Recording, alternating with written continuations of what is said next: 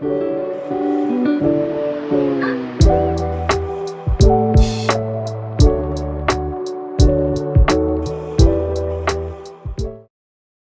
guys, today we're talking about a species of bird called the ibis. The ibis is a long-legged wading bird belonging to the family bird, which also includes spoonbills. These birds are found in wetlands, forests, and plains across various parts of the world. They are perfect for probing mud in shallow water for food. They are also adapted for wading in shallow waters. They're also often found in flocks, eat small fish, insects, crustaceans, and even some plant matter. They're revered in ancient Egypt, associated with the god Thoth.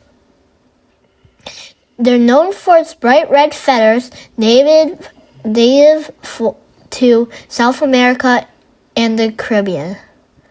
They're often seen in urban areas, sometimes nicknamed bin chicken due to scavenging habits.